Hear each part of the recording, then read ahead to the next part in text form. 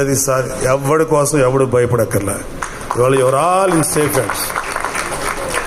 ఇవాళ అటు తెలంగాణలో కానీ ఆంధ్రాలో కానీ ఆడపిల్లలకి అద్భుతమైన సేఫ్టీ ఉంది. ఎవడైనా ఆడపిల్లల్ని కానీ ఏదైనా చేస్తే మా దృష్టికి వస్తే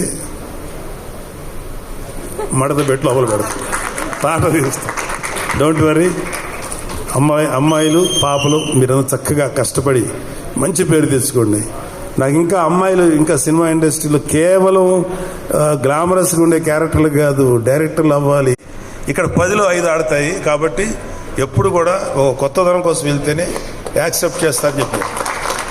అది నాకు చిన్నోడైనా వాడిచ్చిన రియలైజేషన్.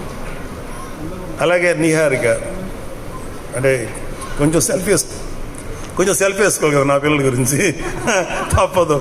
ఎవరు సెల్ఫ్ వాళ్ళు వేసుకున్నారు, ఇక్కడ మన డబ్బా మనమే కొట్టుకోవాలి కదా. ఏదో గుర్తు రావక్కర్లేదు, నేను సీరియస్గా అంటున్నా. Niharika my sweetest kid. ఎంత స్వీటెస్ట్ అంటే ఇలాంటి చిన్న పిల్లప్పుడు ఒక 3 ఏళ్ళు ఆ టైం ఉన్నప్పుడు ఇంకా స్టార్ట్ అవుతుంది కదా. 4 ఏళ్ళ తర్వాత 5 ఏళ్ళ తర్వాత అమ్మ ఇండిపెండెంట్గా పడుకోండి అంటే ఆ బెడ్రూమ్లోకి వెళ్ళి పడుకునేది. వాళ్ళమ్మ వంటింటికి వెళ్ళాక సైలెంట్గా వచ్చింది, నేను ఇక్కడే పడుకుంటానని. సరే అమ్మ, మరి మీ అమ్మ తన్నేసి బయటికి పంపుతుంది కదా, అమ్మ చూడకుండా దాచిపెట్టేది. అప్పుడు నా షర్ట్ తీస్తే షర్ట్ లోపల దాక్కునేది. అప్పుడు ఇంత ఉండేది కదా, ఇంతే ఉండేది. దాక్కొని పడుకొని పద్మ వచ్చేది, ఎక్కడుందని అది దాని తెలుసు, పడుకుంది. పద్మ లేదు, పద్మ ఇక్కడ అని చెప్పాడు. ఇలాగేదో సో ఒకటే చెప్తున్నాను. ఇప్పుడు ఇందాక ఒక పాప ఎవరో ఎమోషనల్ అయ్యింది.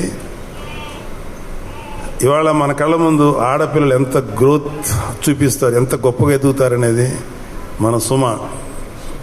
నాకు తెలిసినంత వరకు సుమ కామెడీగా మాట్లాడుతుంది, సరదాగా ఉంటుంది. కాబట్టి నేను ఎప్పుడు సుమని కామెడీగా తీసుకోను. ఎందుకంటే నాకు తెలిసి ఈరోజు కాకపోయినా ఇంకొక 1 year తర్వాత 2 years తర్వాత అయినా డెఫినెట్గా సుమ ఒక legendary anchor, legendary host. Suma చాలా గ్లామరస్గా